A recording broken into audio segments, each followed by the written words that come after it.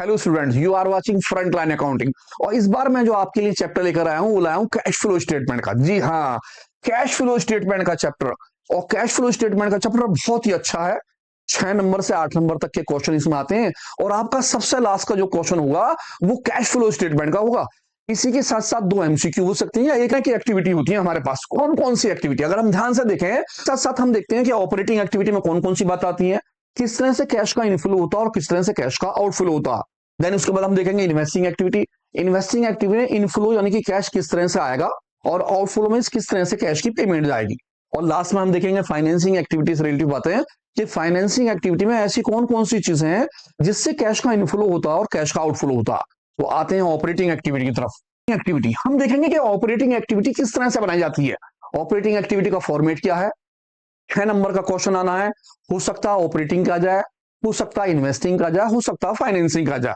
वो 2 एक्टिविटी भी दे सकता है, छोटी छोटी सी, ऑपरेटिंग या इन्वेस्टिंग, इन्वेस्टिंग या फाइनेंसिंग, या वो तीनों एक्टिविटी भी दे सकता है 6 नंबर के लिए। सबसे लास्ट का क्वेश्चन ऑपरेटिंग एक्टिविटी या कैश फ्लो का ही होगा। फिक्स है क्वेश्चन, 6 नंबर पक्के हैं सबसे लास्ट के क्वेश्चन के। हम ये देखते हैं कि ऑपरेटिंग एक्टिविटी का फॉर्मेट क्या है, कौन कौन सी बातें हैं जो ऑपरेटिंग एक्टिविटी में आएंगी, किस तरह से ऑपरेटिंग एक्टिविटी बनाएंगे। तो स्टार्ट करता हूं सबसे पहले अपने फॉर्मेट से, एंड एक्स्ट्रा ऑर्डिनरी आइटम। सबसे पहले जो आपकी अमाउंट होती है उस अमाउंट को आप उठा के यहां रख देते हैं। इसे हम बोलते हैं profit before tax and extra ordinary item. अब इसके अंदर कौन कौन सी बातें आती हैं, सबसे पहले ये देखते हैं कि भैया हमारा जो टॉपिक है profit before tax and extra ordinary item, इसके अंदर सबसे पहले जो हमारा प्रॉफिट एंड लॉस होता है, आपको यहां पर 2 साल की अमाउंट दी होगी। आपके पास जो बैलेंस शीट होगी उस बैलेंस शीट के अंदर आपके जो डाटा होंगे वो 2 साल के होंगे, 2024 और 2023। यहां पर आपका पर्टिकुलर होगा जो भी ट्रांजैक्शन होगी, और ये आपका नोट नंबर का कॉलम होगा। इस तरह से आपको यहां पर प्रॉफिट एंड लॉस की अमाउंट दे रखी होगी जिसे हम बोलेंगे रिजर्व एंड सरप्लस। आपकी सपोज कीजिए यहां पर अमाउंट जो है वो 4 लाख रुपए की है और यहां पर जो अमाउंट है आपकी वो 3 लाख रुपए की है। इस तरह से आपको दे रखा है क्या चीज, प्रॉफिट एंड लॉस। आप क्या करेंगे, करंट ईयर में से 4 लाख में से 3 लाख रुपए प्रीवियस के क्या कर देंगे माइनस, और अपनी अमाउंट को उठाकर यहां रख देंगे।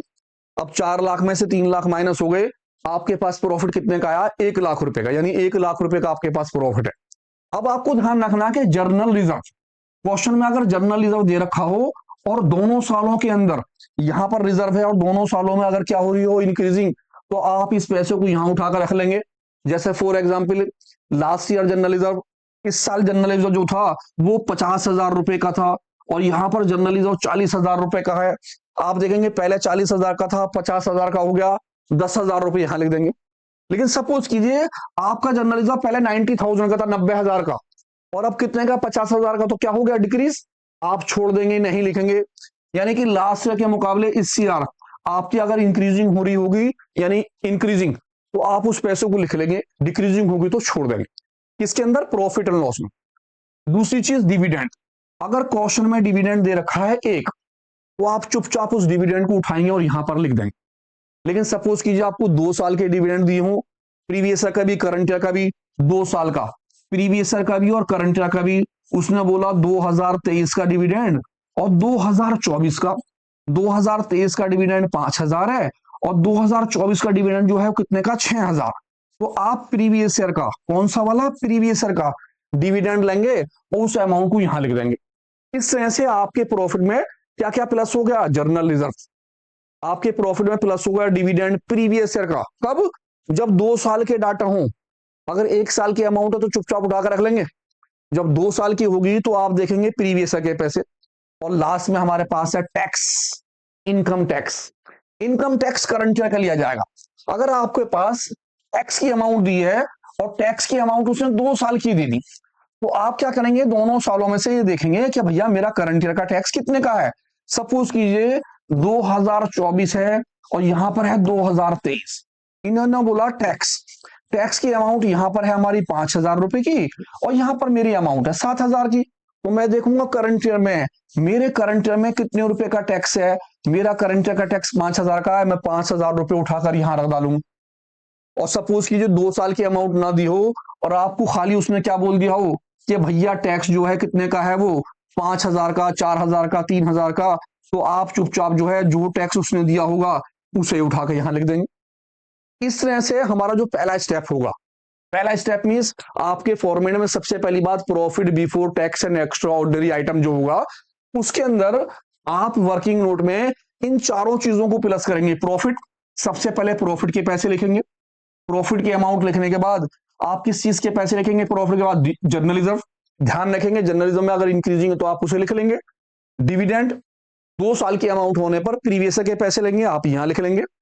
देन टैक्स, अगर 2 साल की अमाउंट है तो करंट के पैसे लेंगे, प्रीवियस की अमाउंट को छोड़ देंगे।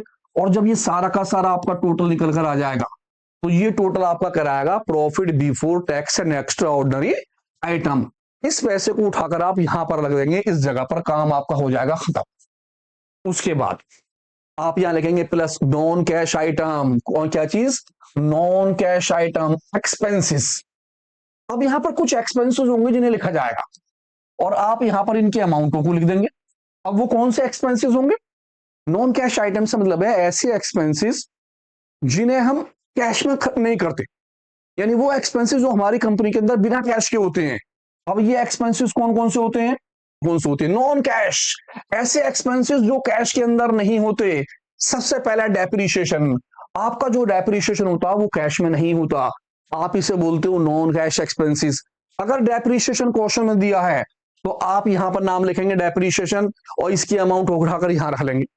डेप्रिसिएशन के बाद हमारे पास अगला नाम क्या है, गुडविल। अगर गुडविल में रिटर्न ऑफ हो रहा हो या अमाउंटलाइजेशन, यानी कि अगर गुडविल में डिक्रीजिंग हो रही है तो आप इसकी अमाउंट को लेंगे।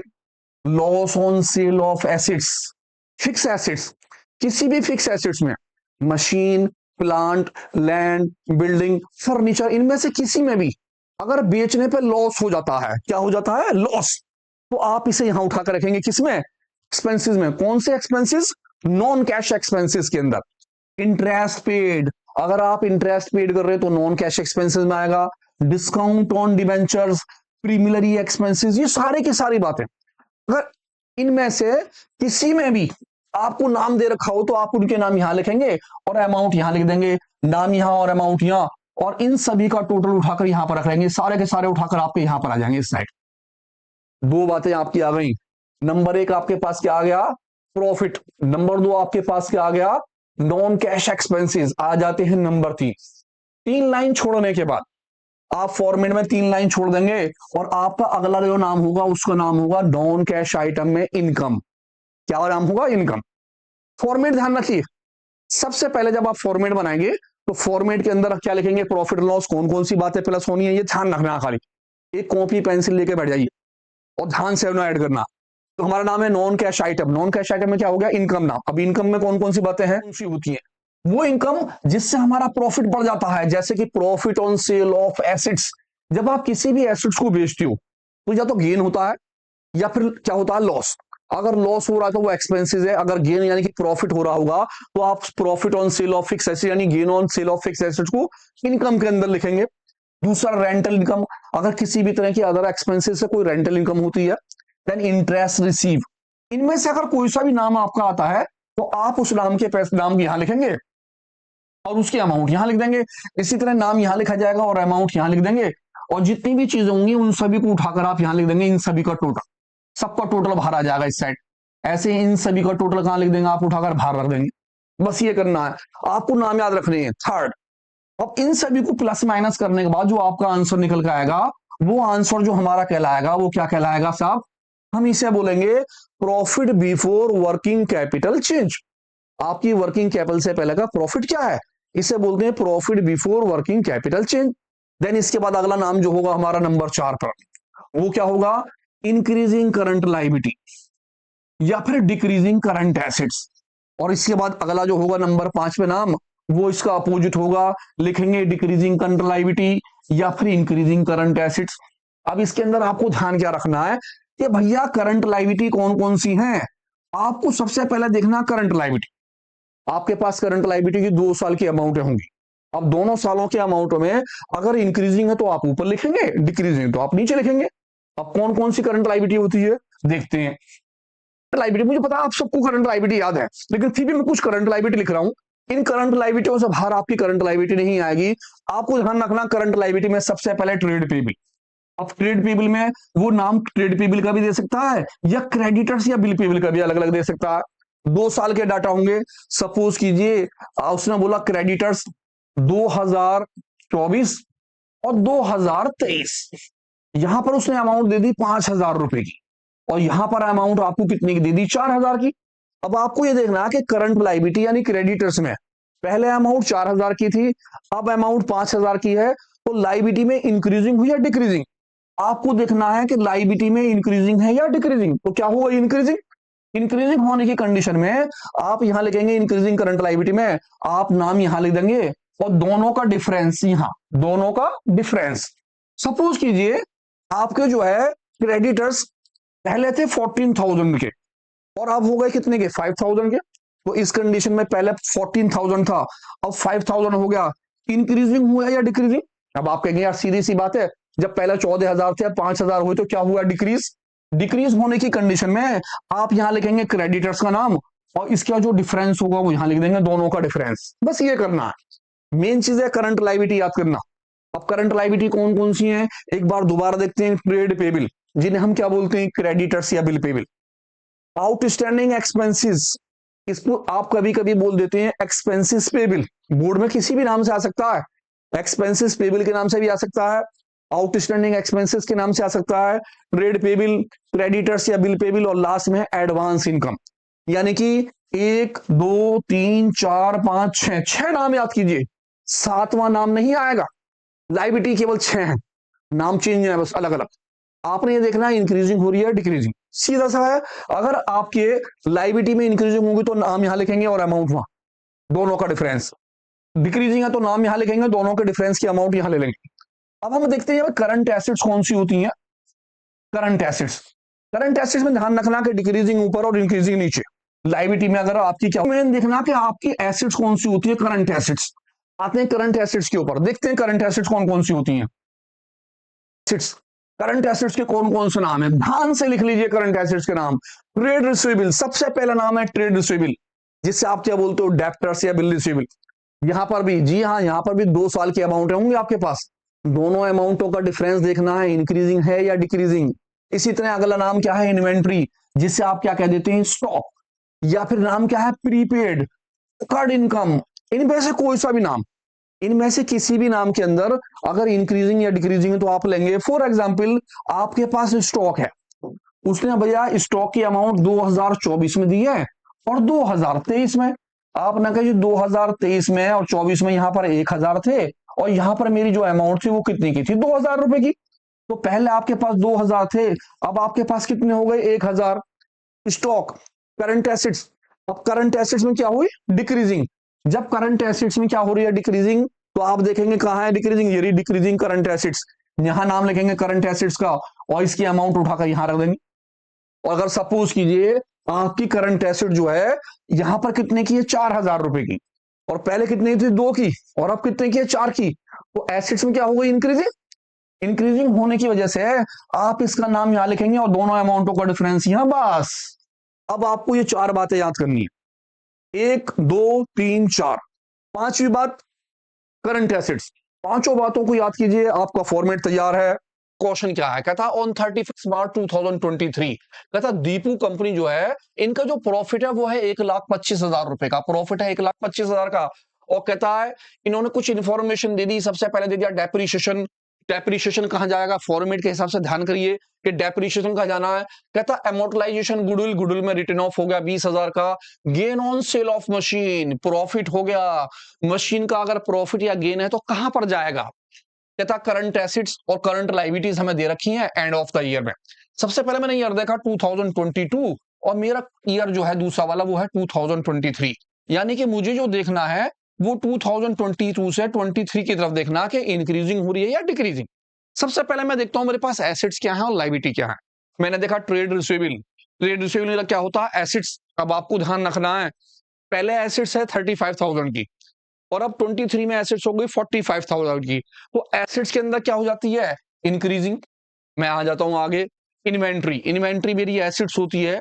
एसेट्स पहले 75,000 की थी, अब हो गए 69,000 की, तो एसेट्स के अंदर क्या हो गई डिक्रीजिंग हो गई। कैश और कैश इक्विवेलेंट, आप देखते हो कैश फ्लो के अंदर कैश और कैश इक्विवेलेंट नहीं आता, यानी कि ऑपरेटिंग एक्टिविटी में कैश तो पहले से निकाल के दे दिया उसने, तो ना तो कैश के पैसे लिखे जाएंगे ना ही बैंक के पैसे लिखे जाएंगे, हम उसे छोड़ देंगे। Next trade payable. Trade payable मेरा होता करंट लायबिलिटी, पहले 30,000 का था, अब 32,000 यानी 32,000 का हो गया। इसके अंदर क्या हो जाती है लायबिलिटी में इंक्रीजिंग, यानी लायबिलिटी के अंदर इंक्रीजिंग हो रही है। प्रोविजन फॉर टैक्स, आप जानते हो टैक्स, टैक्स के पैसे हम दो जगह लिखते हैं, दो जगह टैक्स के पैसे। जो हमारा करंट ईयर का टैक्स होता है आप उसे प्रॉफिट में प्लस करते हो, और जो आपका प्रीवियस ईयर का टैक्स होता है आप उस टैक्स को नीचे फुटनोट पर दिखाते हो, जहां पर हम लास्ट में ऑपरेटिंग एक्टिविटी का आंसर निकालते हैं। तो सबसे पहले फॉर्मेट देखते हैं, याद आ जाएगा आपको फॉर्मेट क्या क्या है। उसके बाद फिर स्टार्ट करते हैं अपना क्वेश्चन। सबसे पहले आप सबसे पहले लिखोगे profit before tax and extra ordinary item. उसके बाद आपका नाम होगा non cash item expenses. 3 line छोड़ने के बाद आप लिखोगे नॉन कैश आइटम इनकम। पहले आप यहाँ 3 लाइन लिखोगे, छोड़ दोगे, यहां पर आप 1 लाइन छोड़ दोगे, और आपका जो आंसर निकलेगा आप उसे बोलोगे profit before working capital change. लाइनों का ध्यान रहे, ज्यादा लाइनें नहीं छोड़नी है, 3 लाइन, 1 या 2 लाइन बस। आगे आ जाते हैं, इंक्रीजिंग करंट लायबिलिटी और डिक्रीजिंग करंट एसेट्स हमें यहां लिखना है, और इसके अंदर मैं 3 लाइनें छोड़ लूंगा फिर, और देन उसके बाद मैं लिखूंगा डिक्रीजिंग करंट लायबिलिटी और इंक्रीजिंग करंट एसेट्स, ये मैं क्या करूंगा माइनस। और सबसे लास्ट में मैं यहां ले लूंगा टैक्स। मेरा टैक्स यहां पर प्रीवियस ईयर का आना है। करंट ईयर का टैक्स आपका प्रॉफिट में प्लस हो जाएगा, प्रीवियस ईयर का टैक्स आप कहां रखेंगे नीचे। इस तरह से आप अपना पूरा फॉर्मूला बनाइए। पूरी कॉपी पर ध्यान रखिए कि लाइनें कितनी कितनी छोड़नी है। 3 लाइन यहाँ छोड़नी है, 1 लाइन यहाँ छोड़नी है, 3 लाइन यहाँ और 3 लाइन यहाँ पर, इसमें भी आपको 3 लाइन छोड़नी है। स्टार्ट करते हैं क्वेश्चन, ध्यान ध्यान से देखिए। एक क्वेश्चन करते ही हाथ में आ जाएगा क्वेश्चन, और आपके 6 नंबर फिक्स हैं बिल्कुल। देखिए फॉर्मेट अपना तैयार है, मैंने सबकी लाइनें छोड़ दी हैं, इसे मैंने अंडरलाइन कर लिया, इसे मैंने अंडरलाइन कर लिया, यानी जो जो मेरे पॉइंट थे मैंने उन पॉइंटों को अंडरलाइन कर लिया है, ताकि मुझे करने में कोई परेशानी ना हो, मैं आराम से करूं। और लास्ट में मैंने यहां लिख दिया टैक्स, और टैक्स के अंदर मैंने ब्रैकेट में लिख दिया पीवाई, प्रीवियस ईयर। आ जाते हैं अपने क्वेश्चन पर, आप ध्यान से क्वेश्चन देखिए। सबसे पहले मेरे क्वेश्चन में प्रॉफिट है 1,25,000 रुपए का। तो मेरा प्रॉफिट जो है, अभी मैंने फिलहाल प्रॉफिट को यहां ले लिया है प्रॉफिट एंड लॉस, मैंने लिखा प्रॉफिट के 1,25,000 रुपए। वो इसीलिए क्योंकि मुझे टैक्स के करंट ईयर के पैसे इसमें क्या करने हैं प्लस, तब उसके बाद मैं प्रॉफिट बाद में दिखाऊंगा। मैं जाता हूं नेक्स्ट लाइन पर। नेक्स्ट मेरा नाम है डेप्रीशिएशन, आप जानते हो डेप्रीशिएशन एक्सपेंसेस होता है, और मैं आ गया एक्सपेंसेस में, मैंने छोटा सा यहां नाम लिख दिया डेप्रीशिएशन। और आप डेप्रीशिएशन की जो अमाउंट है 25,000 वो डिटेल के कॉलम में लिख लेंगे, आपका डिटेल के कॉलम में 25,000 आ गए। नेक्स्ट इसके बाद नाम क्या है मेरा, अमोर्टाइजेशन गुडविल। गुडविल में डिक्रीजिंग हो गई, और गुडविल की डिक्रीजिंग भी एक्सपेंसेस होता है, मैंने सेकंड नाम लिखा गुडविल, और मैं गुडविल की अमाउंट जो है कितने की है 20,000 रुपए की, उसे डिटेल के कॉलम में लिख लूंगा एक्सपेंसेस में 20,000 रुपए। देन मैं इसके बाद आगे आ गया, मेरा नाम है gain on sale of machine. आप जानते हो गेन जो है हमारा क्या होता है प्रॉफिट, जब वो प्रॉफिट है तो मेरी क्या हो जाएगी वो इनकम। इनकम की वजह से मैंने इनकम के कॉलम में लिखा, मैंने लिखा gain on sale of machine, या जो भी नाम उसने दिया है फिक्स एसेट्स वगैरह, हमने अमाउंट उसकी 10,000 रुपए की यहां रख ली। अगर आप ध्यान से देखो तो जो जो पॉइंट यानी जो जो एक्सपेंसेस और इनकम मैंने लिखे थे आपको वो ध्यान से याद करने हैं। अगर आपको एक्सपेंसेस याद रहेंगे तो यहां से उठाना है और आपको कॉलम में भरना है। इनकम याद रहेगी तो इनकम आराम से इनकम के कॉलम में भरनी है। जब आप इनका टोटल कर लोगे तो वो आंसर कहलाएगा profit before working capital change. इसके बाद आ जाते हैं हम करंट लायबिलिटी। अगर किसी भी करंट लायबिलिटी में इंक्रीजिंग होगी तो ऊपर, किसी भी करंट लायबिलिटी में डिक्रीजिंग होगी तो उसे हम नीचे लिखेंगे। किसी भी करंट एसेट्स में डिक्रीजिंग होने पर ऊपर, और किसी भी करंट एसेट्स में इंक्रीजिंग होने पर नीचे रखेंगे। तो सबसे पहले देखते हैं एसेट्स लायबिलिटी। आ जाते हैं यहां पर ट्रेड रिसीवेबल। मैंने बताया था ट्रेड रिसीवेबल आपका क्या है एसेट्स। आपने देखा पहले 35,000 थे, अब हो गए 45,000। एसेट्स के अंदर क्या हो गई इंक्रीजिंग, तो मैं जल्दी से आया, मैंने देखा एसेट्स, एसेट्स में इंक्रीजिंग कहां है, एसेट्स ये चल रहा, ये आ गया एसेट्स में इंक्रीजिंग।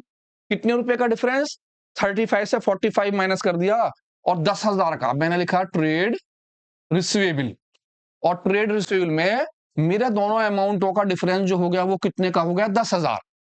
आपको देखना है कि पहले 35 थे, अब 45,000 हो गए, इंक्रीजिंग हुए। इंक्रीजिंग करंट एसेट्स में है, तो मैंने इंक्रीजिंग करंट एसेट्स में ट्रेड रिसीवेबल नाम लिखा और दोनों का डिफरेंस 10,000 रुपए यहां रख दिया। इन्वेंट्री, इन्वेंट्री मेरा क्या है, एसेट्स। मैंने देखा पहले 75,000 था और अब जो हो गया वो कितना हो गया, 69। क्या हो गया, डिक्रीजिंग, यानी कि डिक्रीजिंग करंट एसेट्स। अब डिक्रीजिंग करंट एसेट्स, इंक्रीजिंग ये है, डिक्रीजिंग ये आ गया। मैंने यहां नाम लिख दिया इन्वेंट्री, नाम आ गया इन्वेंट्री। और इन्वेंट्री में दोनों में डिफरेंस जो हो गया मेरा हो गया 6,000 रुपीज का। तो आप 6,000 ऐसे कैसे लिख देंगे। अब आप इसमें कोई माइनस प्लस का निशान नहीं लगाएंगे, आप जैसे एज इट इज अमाउंट उठा के लिख देंगे माइनस करने के बाद। यानी कि 75,000 से 69,000 मैंने माइनस कर दिया और 6,000 रुपए मेरे ऐसे कैसे आ गए। नेक्स्ट, कैश या बैंक, मैंने भी बताया कैश और बैंक इसमें नहीं आता है। ट्रेड पेबल, ट्रेड पेबल मेरा लाइबिलिटी होता है। मैंने देखा पहले 30,000 का था और अब हो गया 32,000 का। क्या हो गया, इंक्रीजिंग।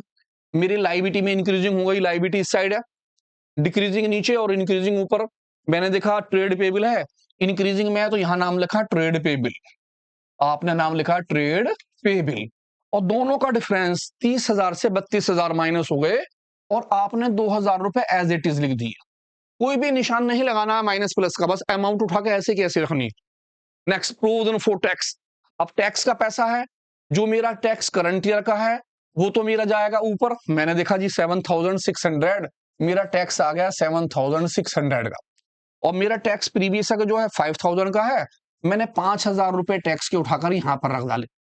बात खत्म हो गई, सारी बातें आ चुकी हैं। ध्यान से सबसे पहले ये देखिए कि एसेट्स कौन सी हैं, लाइबिलिटी कौन सी है। जो एसेट्स हैं आप इस साइड देखिए, इंक्रीजिंग है तो नीचे लिखिए, डिक्रीजिंग है तो ऊपर लिखिए। फिर लाइबिलिटी देखिए ध्यान से, लाइबिलिटी में इंक्रीजिंग ऊपर आएगा और डिक्रीजिंग का पैसा नीचे। एक्सपेंसेसों का ध्यान रखिए और इनकम का ध्यान। इनकम मोस्टली गेन या प्रॉफिट जैसे हम कहते हैं बस वो आता है, बाकी सारे एक्सपेंसेस हैं। फॉर्मेट को ध्यान से देखिए, पहले वाला जो टॉपिक था उसे देख लीजिए, कौन कौन से पॉइंट उसमें लिखवाए थे। अब मैं टोटल कर रहा हूं, टोटल देखते हैं ध्यान से। सबसे पहले मैंने ऊपर वाला कॉलम लिया और इसे बंद कर लिया। देन मैं दूसरे कॉलम पे आया, मैंने इसे बंद करा। अब मेरा तीसरा कॉलम जो था मैंने इसे बंद कर लिया और लास्ट में मेरे सबसे लास्ट में आ गए जो अपने बॉक्स के दोनों आइटम थे, उन दोनों का मैंने टोटल करा 25,000 और 20,000। दोनों के अमाउंट मेरी जो हो गई वो हो गई 45,000, 45,000 की। इसी के साथ मैंने टोटल कर लिया प्रॉफिट का। मेरा प्रॉफिट हो गया 1,32,600। इस प्रॉफिट को उठाया और मैंने यहां लिख दिया 1,32,600 रुपए प्रॉफिट के पैसे आ गए। अब क्योंकि यहां पर लिखा है प्लस का निशान, तो मैंने 1,32,600 में ये कर दिया प्लस। जब मैंने प्लस करा तो मेरी अमाउंट हो गई 0,0,6 और 5 और 2 7, यहां पर 4 और 3 7 और 1, 1,77,600 रुपीज। नेक्स्ट कॉलम में 10,000 है और 10,000 किस चीज के, माइनस के। माइनस की वजह से मैंने इसे ब्रैकेट में लिख दिया और 10,000 रुपए मैंने बाहर ले लिए और बाहर मैंने ब्रैकेट कर दिया। अब 1,77,600 से 10,000 करने की क्या चीज, माइनस। तो मेरा टोटल आया 1,67,600, 1,67,600 रुपए। नेक्स्ट कॉलम में आया, इसमें 2 पॉइंट है, 6,000 और 2 8,000। मैंने 8,000 रुपए क्या लिख लिए, बाहर। जब मैंने 8,000 बाहर रखे तो यहां देखा सिंबल किस चीज का है, प्लस का। तो मैंने ऊपर वाली अमाउंट में 8,000 को क्या कर दिया, प्लस। जब मैं प्लस करूंगा तो मेरा टोटल हो जाएगा 600, तो एज इट इज, और 7 7 और 1 5 और 7 और 1, ये हो गया 1,75,600। नेक्स्ट कॉलम में 2 चीजें हैं, ट्रेड रिसीवेबल और टैक्स। मैंने दोनों अमाउंट एक साथ ले लिए हैं। आप चाहें तो अलग अलग भी कर सकते हैं, आप चाहें तो 10,000 अलग दिखाएं, 5,000, दोनों चाहें तो दोनों जोड़ लें एक साथ। मैंने दोनों को एक साथ जोड़ लिया 15,000। अब क्योंकि ये मेरे माइनस के हैं तो मैंने दोनों को किसमें दिखा दिया, ब्रैकेट में, और यहां पर भी मैंने ब्रैकेट ही ले लिया। अब 1,75,600 से 15,000 माइनस हो गए और मेरा जो आंसर आ गया वो आ गया 1,60,600 रुपए। खत्म। आपको ये हो गया net cash flow from operating activity. इतना छोटा सा क्वेश्चन 34 नंबर पर फिक्स है, यानी आप लगा लीजिए आपके क्वेश्चन के अंदर पक्का आना है। आराम से ध्यान से देखिए, स्क्रीनशॉट ले लीजिए, ये चीज देख लीजिए, और एक क्वेश्चन फिर आपकी नहीं ले रहे हैं। ऑपरेटिंग एक्टिविटी सीख चुके थे, अब हमारा सेकंड टॉपिक जो है वो किस चीज के लिए, इन्वेस्टिंग एक्टिविटी के लिए। अब इन्वेस्टिंग एक्टिविटी क्या होती है, कौन कौन सी बातें इन्वेस्टिंग एक्टिविटी में आती हैं, इसे जानने से पहले इसका फॉर्मेट देख लेते हैं। जैसे आपने ऑपरेटिंग एक्टिविटी का फॉर्मेट देखा, इसी तरह से इन्वेस्टिंग एक्टिविटी में सबसे पहले हम लिखते हैं पर्टिकुलर, फिर लिखते हैं डिटेल और फिर लिखते हैं अमाउंट्स। केवल यहाँ पर बस दो बातें आती हैं जी, दो बातें। ऐड, ऐड आता है सेल ऑफ फिक्स एसेट्स, यानी जितनी भी फिक्स एसेट्स के अंदर सेल होगी वो आप ऐड वाले कॉलम में लेते हैं। लेस में आता है परचेज ऑफ फिक्स एसेट्स, जितनी भी फिक्स एसेट्स के अंदर परचेज होंगी, परचेज कब होगी और सेल कब होगी, तो आपको 2 साल के डाटा दिए होंगे। आप दोनों सालों के डाटा में कंपेयर करेंगे और कंपेयर करने के बाद देखेंगे अगर आपके डाटा के अंदर इंक्रीजिंग हो रही होगी तो उस नाम को आप किस में लिखेंगे, परचेज में। जैसे सपोज कीजिए आपके पास प्रीवियस ईयर में 2 साल पहले 2022 के अंदर आपके पास मशीन की कीमत 1 लाख रुपए की थी और आपके पास 2021 के अंदर मशीन की कीमत कितने की थी, 50,000 रुपए की। तो आप देखेंगे लास्ट ईयर के मुकाबले इस ईयर मुझे क्या हो रहा है, इंक्रीज। अगर इंक्रीज हो रहा तो आप यहाँ मशीन का नाम लिखेंगे और दोनों का डिफरेंस यहाँ लिख देंगे। लेकिन सपोज कीजिए आपके पास लास्ट ईयर थे 2,50,000 रुपए की मशीन और अब आपके करंट ईयर में 1 लाख की मशीन है, तो इस तरह से आपकी मशीन में क्या हो जाती है, डिक्रीज। अगर डिक्रीजिंग हो रही होगी, डिक्रीजिंग हो रही होगी तो आप सेल में नाम लिखेंगे, लिखेंगे मशीन का नाम और दोनों का डिफरेंस यहाँ, बस ये चीज। तो देखते हैं ऐसे कौन कौन सी बातें हैं जो फॉर्मेट के साथ साथ हमारे इस चीजों में आएंगी। अब फिक्स एसेट्स में कौन कौन सी चीजें हैं, किस तरह से हम फिक्स एसेट्स की चीजों को लेंगे, इससे पहले एक बार फिर देख लीजिए। इन्वेस्टिंग एक्टिविटी में केवल 2 point, sale of fix assets अगर एसेट्स में डिक्रीजिंग होगी तो, परचेज ऑफ फिक्स एसेट्स अगर एसेट्स में क्या होगी, इंक्रीजिंग होगी तो। अब देखते हैं इन्वेस्टिंग एक्टिविटी में आता क्या क्या चीज है। सबसे पहले इन्वेस्टिंग एक्टिविटी में आते हैं फिक्स एसेट्स। फिक्स एसेट्स का मतलब हो गया प्रॉपर्टी, प्लांट एंड इक्विपमेंट्स। कौन कौन सी चीजें होती हैं, जैसे कि टेंजिबल एसेट्स हो गई, building, plant, furniture, land, machine, investment, ये सारे की सारी टेंजिबल एसेट्स, जितनी भी टेंजिबल एसेट्स होती हैं, अगर इनमें से किसी के अंदर भी इंक्रीजिंग होती है तो आप उसे लिखते हैं परचेज के अंदर, आप परचेज में लिख देते हो। लेकिन अगर इनमें से किसी में भी क्या होती है, डिक्रीज, तो आप उसे किस में लिख देते हैं, सेल्स। इंक्रीजिंग डिक्रीजिंग का मतलब है आपके पास 2 साल के डाटा होंगे, आप प्रीवियस ईयर के डाटा से करंट ईयर के डाटा में कंपेयर करेंगे। अगर करंट ईयर के डाटा की वजह से आपकी चीज इंक्रीज होती है तो आप किस में लिख देंगे, परचेज में, दोनों का डिफरेंस खाली। लेकिन अगर डिक्रीज होगी तो किस में लिख देंगे, सेल में। कौन सी बातें, टेंजिबल एसेट्स। टेंजिबल एसेट्स कौन सी हो गई, building, plant, furniture, land, machinery, ये सारी की सारी बातें। इसी के साथ साथ इसमें इंटेंजिबल एसेट्स भी आती है। अब इंटेंजिबल एसेट्स कौन सी हो जाती हैं, ऐसी एसेट्स जिन्हें हम टच नहीं कर सकते, छू नहीं सकते, केवल महसूस कर सकते हैं, जैसे कि गुडविल, पेटेंट, कॉपीराइट्स और भी बहुत सारी चीजें, जितनी भी चीज एसेट्स होंगी। लेकिन आपको यहां ध्यान रखना पड़ेगा, अगर उन चीजों में इंक्रीजिंग हो रही होगी तो आप इसे किस में लिखेंगे, परचेज के अंदर।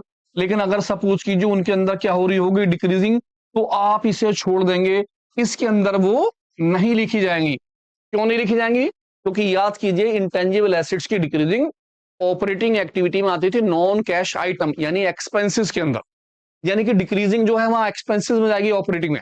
लेकिन अगर इंक्रीजिंग हो जाएगी तो आप उसे परचेज के अंदर लिख देंगे। भाई तीसरी चीज, डिविडेंड, थर्ड पॉइंट जो है, डिविडेंड रिसीव या इंटरेस्ट रिसीव। डिविडेंड रिसीव दे रखा हो या इंटरेस्ट रिसीव दे रखा हो, ये चीज आप किसके अंदर लिखेंगे, सेल्स के अंदर। ध्यान रहे, डिविडेंड रिसीव या इंटरेस्ट रिसीव सेल के अंदर आएगा। कभी कभी क्या कहता है, वो परसेंटेज दे देता है इन्वेस्टमेंट के ऊपर। अगर उसने आपको इन्वेस्टमेंट के ऊपर परसेंटेज दे रखी होगी तो आप इन्वेस्टमेंट की प्रीवियस के अमाउंट ले लीजिए, परसेंटेज अपॉन 100 कीजिए, ये चीज आपका इंटरेस्ट कहलाएगा और इस पैसे को आप किस में लिख देंगे, सेल। कहने का नॉर्मल तरीका ये हुआ कि केवल 3 पॉइंट ध्यान रखने। सबसे पहला पॉइंट, प्रॉपर्टी, प्लांट और इक्विपमेंट्स में यानी कि फिक्स एसेट्स में अगर इंक्रीजिंग हो रही होगी तो परचेज में और डिक्रीजिंग हो रही होगी तो sale. Then second point, intangible assets. Intangible assets के अंदर अगर इंक्रीजिंग होगी तो परचेज में लिखेंगे और डिक्रीजिंग होगी तो हम उसे छोड़ देंगे। क्यों छोड़ देंगे, क्योंकि वो ऑपरेटिंग एक्टिविटी में आती है। देन थर्ड पॉइंट, हमारा जो तीसरा पॉइंट होगा वो होगा डिविडेंड वगैरह के लिए या इंटरेस्ट के लिए। किसी भी तरह का आप डिविडेंड रिसीव करते हैं या इंटरेस्ट रिसीव करते हैं तो उस अमाउंट को आप किसके अंदर लिख देंगे, सेल्स के अंदर लिख देंगे। तो स्टार्ट करते हैं एक छोटा सा क्वेश्चन, उम्मीद है आपको उससे समझ में आएगा, क्योंकि ये बात तो आपके केवल नोट करने के लिए है। आप कॉपी पेंसिल लीजिए, फॉर्मेट पीछे से नोट कीजिए, साथ में इन सारी बातों को ध्यान से नोट लिख दीजिए और देखिए नेक्स्ट क्वेश्चन किस तरह से करेंगे। हमारा जो क्वेश्चन होगा वो इस तरह से होगा, क्या कहेगा, from the following information prepare कीजिए कौन सी, इन्वेस्टिंग एक्टिविटी।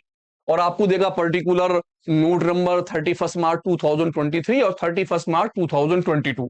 ध्यान रहे आपका ये वाला डाटा किसका हो गया, प्रीवियस ईयर का, और ये वाला डाटा आपका किस चीज का हो जाएगा, करंट ईयर का।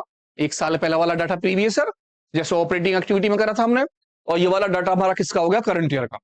उसने बोला आपको एसेट्स, नॉन करंट एसेट्स में नाम है आपके पास कौन सा, property plant and equipment, intangible assets. और आपके पास दो डाटा है, एक तो है टेंजिबल एसेट्स और एक है इंटेंजिबल एसेट्स। यहाँ पर इंटेंजिबल एसेट्स और टेंजिबल एसेट्स में नोट टू अकाउंट दे रखा है।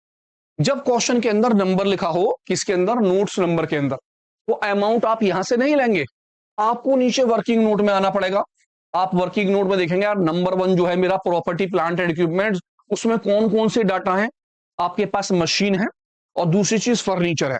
तो आप यहां से अमाउंट नहीं लिखेंगे, आप यहां आ जाएंगे। सबसे पहले मशीन, आपके पास मशीन प्रीवियस में थी 2,50,000 की, अब मशीन हो गई 2 लाख रुपए की, तो इंक्रीजिंग हुई या डिक्रीजिंग, ध्यान कीजिए। अगर मशीन के अंदर इंक्रीजिंग होगी तो परचेज के अंदर और डिक्रीजिंग होगी तो सेल्स के अंदर, ये ध्यान रखना है। देन आते हैं सेकंड, इसके बाद हमारे पास है फर्नीचर। इसी तरह फर्नीचर के अंदर पहले अमाउंट 1,50,000 की थी, अब अमाउंट 1,75,000 की है, तो इंक्रीजिंग हुई है डिक्रीजिंग, इंक्रीजिंग है तो जी हाँ परचेज के अंदर, और डिक्रीजिंग है तो किसमें, सेल के अंदर। देन सेकंड नंबर हमारा है इंटेंजिबल एसेट्स। इंटेंजिबल एसेट्स में हमारा नाम आ रहा है गुडविल। आपको ध्यान रखना पड़ेगा, पहले थी अमाउंट 1,20,000 की, अब अमाउंट 1,50,000 की। इंटेंजिबल एसेट्स, इंटेंजिबल एसेट्स में अगर इंक्रीजिंग होगी तो आप परचेज में लिखेंगे और डिक्रीजिंग होगी तो छोड़ देंगे। तो ध्यान से देखिए कि इनके अंदर इंक्रीजिंग हो रही है या डिक्रीजिंग। तो इसके लिए मैं एक छोटा सा फॉर्मेट बनाता हूं। कौन सा वाला format, same as it is. मैंने लिखा इन्वेस्टिंग एक्टिविटी, पर्टिकुलर, डिटेल और अमाउंट। आगे सेल ऑफ फिक्स एसेट्स, ध्यान रखना है अगर कोई भी डिक्रीजिंग होगी तो यहां लिखेंगे। देन आ गया परचेज ऑफ फिक्स एसेट्स, किसी भी तरह की अगर इंक्रीजिंग होगी तो यहां आएगी, किस चीज की, इंटेंजिबल और टेंजिबल दोनों की। और लास्ट में लिख देंगे cash flow from investing activity, जो आंसर आएगा। लेट स्टार्ट, देखते हैं क्वेश्चन किस तरह से करना है। मैं आ जाता हूं दोबारा से, मैंने फटाफट क्वेश्चन यहां ले लिया है और मैं डिटेल दे रहा हूं प्रॉपर्टी प्लांट एंड इक्विपमेंट का, नंबर 1 का। मेरे पास मशीन है, मेरे पास मशीन थी 2,50,000 की, अब मशीन है 2 लाख रुपए की। इसका मतलब हुआ मशीन के अंदर डिक्रीजिंग हो गई। अगर मेरी डिक्रीजिंग है तो मैं कहां लिखूंगा, सेल के अंदर। अगर मेरी इंक्रीजिंग होगी तो मैं कहां लिखूंगा, परचेज के अंदर। तो पहले 2.5 लाख थे, अब हो गए 2 लाख। मशीन के अंदर डिक्रीजिंग हो गई, मैंने नाम लिखा मशीनरी, मशीनरी। और दोनों का जो डिफरेंस आया मेरा, वो कितना आ गया, 50,000। मैंने 50,000 रुपए यहां रख दिए। मैं सेकंड नंबर पे आया फर्नीचर पर। फर्नीचर पहले था 1,50,000 का, अब हो गया 1,75,000 का। 25,000 की इंक्रीजिंग हो गई। इंक्रीजिंग कहां जाएगी, परचेज के अंदर। मैंने नाम लिखा फर्नीचर, फर्नीचर की अमाउंट, और दोनों का डिफरेंस ले लिया। दोनों का डिफरेंस कितना आ गया मेरा, 25,000, 25,000 रुपए मैंने लिख दिए। अब मैं आ गया नंबर 2, इंटेंजिबल एसेट्स पे। नंबर 2 पे मेरी कौन सी है, इंटेंजिबल एसेट्स, गुडविल। ध्यान रहे, अगर इंक्रीजिंग है तो लेंगे और डिक्रीजिंग है तो छोड़ देंगे। पहले अमाउंट थी 1,20,000 की, अब अमाउंट हो गई 1,50,000 की, इंक्रीजिंग हो गई। इंक्रीजिंग है तो मैं किस में लिखूंगा, परचेज के अंदर। मैंने नाम लिखा गुडविल का, और गुडविल का नाम लिखने के बाद दोनों का डिफरेंस 30,000 रुपीज यहां ले लिया, 30,000 रुपए मेरे यहां आ गए। चीज खत्म हो गई। टोटल कर लेंगे, लेकिन उससे पहले हम देखेंगे जो हमारे लेस वाले डाटा हैं, सब उन डाटाओं को ब्रैकेट में लिख लेंगे जो भी माइनस के होंगे, और ऊपर वाले जो प्लस के डाटा है उन्हें बाहर ले लेंगे। 50,000 रुपए बाहर आ, और इन दोनों को ऐड कर लेंगे। 30,000 और 25,000 मेरे हो गए 55,000 रुपए किस चीज के, माइनस के। मैंने से माइनस को बंद कर दिया और आंसर निकाल रहा हूं। 50,000 से 55,000 को माइनस कर लेंगे आप, और आपका आंसर किस चीज का आएगा, माइनस के 5,000। आप जानते हैं कि माइनस वाली चीज को हम ब्रैकेट में दिखाते हैं।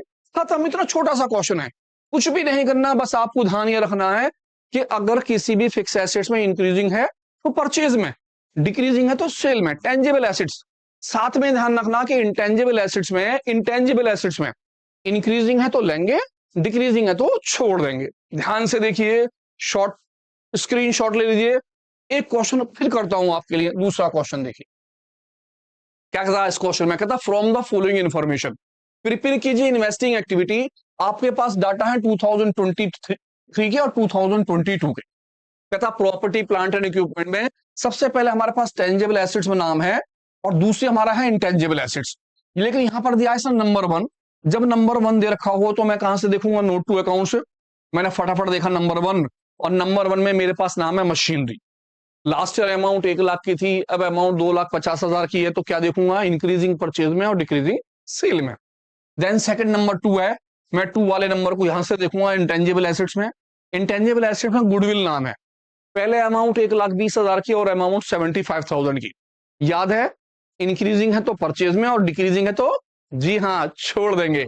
तो बनाते हैं पहले मुझे इन्वेस्टमेंट। जब मुझे इन्वेस्टमेंट दिया होगा तो इन्वेस्टमेंट में ऐसे लिखूंगा फिक्स एसेट में इंक्रीजिंग है तो परचेज, डिक्रीजिंग है तो सेल।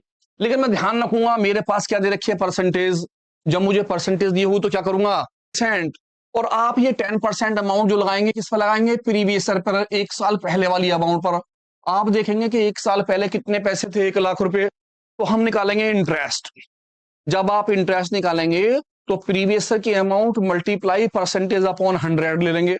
आपकी प्रीवियस ईयर की अमाउंट है 1,00,000 रुपए की और 1,00,000 का कितना परसेंट, 10% आप निकाल लेंगे। जब आप 10% निकालेंगे तो आपका जो इंटरेस्ट होगा वो कितना हो जाएगा 10,000। इसका मतलब है 10% इंटरेस्ट जो निकल कर आया वो निकल के आया 10,000 रुपए का। नेक्स्ट क्वेश्चन क्या है, क्या कहता है इस क्वेश्चन में, कहता है from the following information prepare कीजिए इन्वेस्टिंग एक्टिविटी 2023 और 2022 के डाटा हैं। और कहता है प्रॉपर्टी प्लांट एंड इक्विपमेंट और इंटेंजिबल एसेट्स। इसमें टेंजिबल एसेट्स यानी कि मशीन जो है वो कितने की है, 4,50,000 की और 2,00,000 रुपए की। साथ में नीचे उसने एडिशनल इंफॉर्मेशन दे दी आपको। क्या कहता है एडिशनल इंफॉर्मेशन में, कहता है डेप्रीशिएशन चार्ज करना मशीन के ऊपर 35,000 रुपए का। अब अगर एडजस्टमेंट आ जाती है किसी भी एसेट्स के ऊपर तो आप दोनों का डिफरेंस नहीं लिखते हैं। जैसे अभी हमने पीछे देखा नॉर्मल क्वेश्चन था, नीचे हमने नोट टू अकाउंट से अमाउंट देखा। अगर एक एसेट से तो एक लिख देंगे, दो एसेट से तो दोनों। आप दोनों का डिफरेंस लिखते हैं, इंक्रीजिंग हो तो परचेज, डिक्रीजिंग हो तो सेल। लेकिन सपोज कीजिए उस मशीन के ऊपर किसी भी तरह का कोई आ जाता है क्या चीज, डेप्रीशिएशन या कोई भी बात आ जाती है, तब आपको उसके अकाउंट्स मेंटेन करने पड़ते हैं। सबसे पहले आप क्या बना के रखते हैं, फॉर्मेट। आपने फॉर्मेट बनाया, आपने फॉर्मेट लिखा sale of fix assets, purchase of fix assets. जब इसे बना लेंगे तो इसी के साथ साथ एक छोटा सा अकाउंट्स बनाएंगे। अब अकाउंट्स किस तरह से बनाएंगे, क्या होगा उस अकाउंट्स के लिए, तो मैंने सबसे पहले मेंटेन करा छोटा सा अकाउंट्स, हम इसे बोलेंगे मशीन अकाउंट। आप 11th क्लास में थे और 11th क्लास में आप मशीन अकाउंट्स मेंटेन करते थे। याद कीजिए 11th क्लास डेप्रीशिएशन का चैप्टर, बिल्कुल वही चीज है। आपका जो डेप्रीशिएशन है आप इस अकाउंट्स में इसे क्या करेंगे, मेंटेन। सबसे पहले आप लिखेंगे डेबिट साइड में पर्टिकुलर अमाउंट और फिर क्रेडिट साइड में लिख देंगे आप पर्टिकुलर अमाउंट। और सबसे पहले डेबिट साइड में आप यहां लिखेंगे बैलेंस, लिखेंगे टू बैलेंस बीडी, क्योंकि जितनी भी एसेट्स होती हैं सबके बैलेंस डेबिट होते हैं। इसका मतलब हुआ कि आप प्रीवियस ईयर का जो बैलेंस होगा उसे यहां लिख देंगे और यहां पर लिखेंगे बाय बैलेंस सीडी, और जो करंट ईयर का बैलेंस होगा वो आपका यहां पर आ जाएगा। तो आप देखेंगे पहले डाटा आपके पास 2022 है, 2023 है। इसका मतलब है 2022 जो है वो प्रीवियस ईयर है और 2023 जो है वो क्या है, करंट ईयर। तो आप प्रीवियस ईयर के 2,00,000 रुपए उठा के यहां लग देंगे पहले। ऐसा कब करेंगे अकाउंट्स, जब आपको डेप्रीशिएशन या कोई अदर इंफॉर्मेशन दी होगी। आप करंट ईयर के 4,50,000 रुपए उठाकर यहां रख देंगे करंट ईयर के बैलेंस के अंदर। अब आप इसे पढ़ेंगे, उसने कहा डेप्रीशिएशन चार्ज करा मशीन पर 35,000।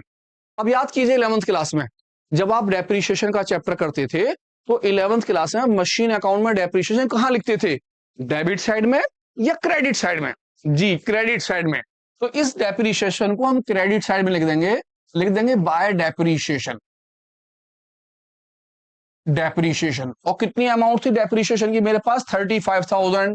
आप 35,000 को उठाकर यहां रख देंगे और इस तरह से आप अपना बैलेंस कर देंगे बंद।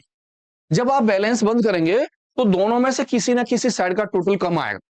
जिस साइड का टोटल कम होगा बैलेंस वहां निकल कर आएगा। तो मैंने देखा यहां पर मेरे 2,00,000 रुपए हैं और वहां पर मेरे 4.5 लाख रुपए और 35,000 है। इसका मतलब उस वाली साइड का टोटल मेरा ज्यादा है। टोटल किसी का भी ज्यादा हो सकता है, जिसका टोटल ज्यादा हो आप उसका टोटल लगा लीजिए। जैसे मैं उस वाली साइड का टोटल लगा रहा हूं, मेरा इसका टोटल हो गया 4,85,000। इसी टोटल को मैंने उठा के यहां रख दिया 4,85,000। अब इस टोटल में से ऊपर के 2,00,000 रुपए कर दूंगा मैं माइनस, तो मेरा टोटल आया 2,85,000। आपका जो आंसर निकल के आएगा आप उसे लिखेंगे टू बैंक, जी आप लिखेंगे किसके नाम से, बैंक के नाम से है। बैंक का मतलब हुआ कि ये वाले पैसे आपके किस चीज के हैं, परचेज के। अगर आपका बैलेंस डेबिट साइड में निकल कर आएगा तो जो आंसर है वो आंसर आपका परचेज कहलाएगा। अब आप कहेंगे भैया अगर क्रेडिट साइड में आया तो जी, अगर क्रेडिट साइड में आया तब भी हम यहाँ आंसर लिखेंगे बाय बैंक, और जब हम लिखेंगे बाय बैंक तो उसका आंसर यहाँ परचेज है, तो वहां किसके नाम से है? सेल के नाम से है। और परचेज की अमाउंट परचेज में और सेल की अमाउंट किस में लिखेंगे? सेल्स में। अब आप सबसे पहले ये क्लियर कर लेंगे कि मेरा दोनों में से टोटल कौन सा ज्यादा है। मेरा टोटल वो ज्यादा था, मैंने दोनों को नीचे ऐड करा, इसी पैसे को यहां करा, ऊपर वाले माइनस करे, जो मेरा आंसर निकल के आया वो आंसर मेरा लिखा जाएगा किसके नाम से? परचेज के नाम से। नाम लिखूंगा टू बैंक, ब्रैकेट में परचेज अपने लिए, क्योंकि ये अमाउंट परचेज में लिखी जाएगी मशीन के नाम से। अगर मेरा आंसर उस तरफ निकल कर आता तो मैं लिखता बाय बैंक और ब्रैकेट में लिख देता सेल्स, और वो पैसे सेल्स में आते। तो आते हैं फॉर्मेट के ऊपर, किस तरह से? मैं आ गया फॉर्मेट पे, मैंने परचेज में लिखा नाम मशीन, और मेरे मशीन की जो अमाउंट निकल के आई वो कितनी निकल के आई आपकी? 2,85,000। आप इस पैसे को यहां लिख देंगे 2,85,000 रुपीज। अब क्योंकि ऊपर तो कुछ है नहीं तो आपने डैश लगा के जीरो ले लिया, आपकी एक्टिविटी लेस वाली है, आपने ऐसे पैसों को किस में लिख दिया? माइनस में। जब हम माइनस में लिख देंगे तो यही 2,85,000 आपके बाहर आ जाएंगे। अब आप जीरो में से 285 माइनस कर लेंगे और आपका आंसर आ जाएगा आउटफ्लो 2,85,000। खत्म। अब इस क्वेश्चन में ध्यान क्या रखना है?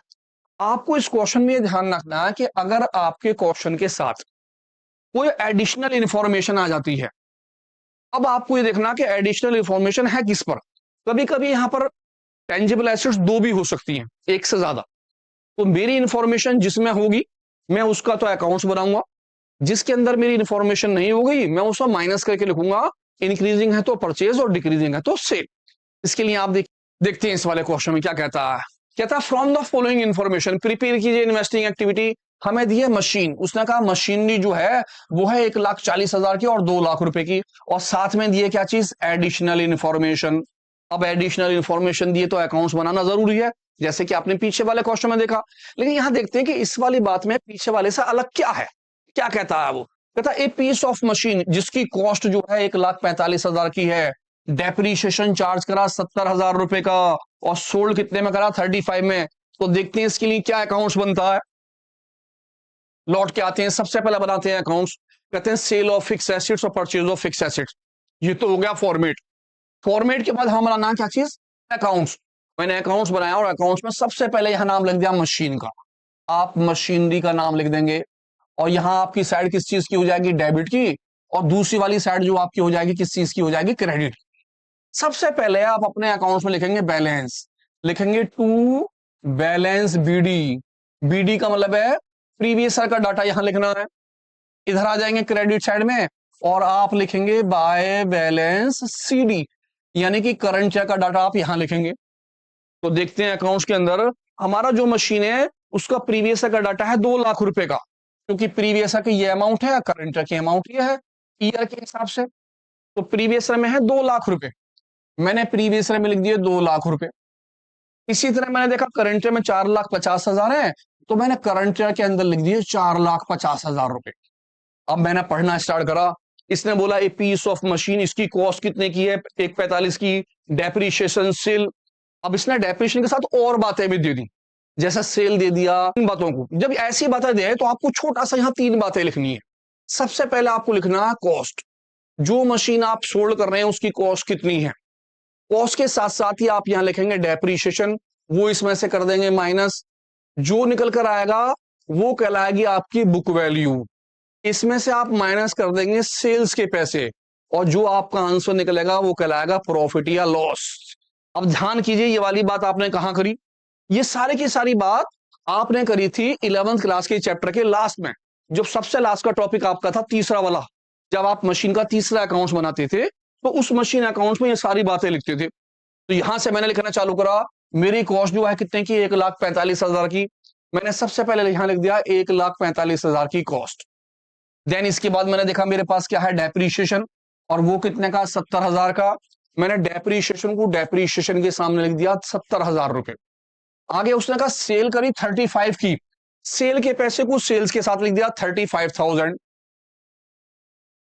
और मैं जब तीनों बातें भर जाएंगी तो आराम से इसे क्या करूंगा? माइनस। मैं देखूंगा मेरी अमाउंट है 1,45,000 की, इसमें से 70,000 क्या करने हैं माइनस, मेरी अमाउंट बैठ गई 0,005 और 775 की, इसमें से सेल्स कर देंगे माइनस, 75 से 35,000 गए, 40,000 रुपए बचे।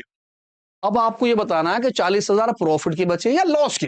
ध्यान से देखिए, 1,45,000 की मशीन थी, 70,000 का उस पर लग गया डेप्रीशिएशन, कीमत रह गई 75,000, 75,000 की चीज को आपने 35,000 का बेचा, तो 40,000 का आपका क्या हो गया, लॉस। जी हाँ।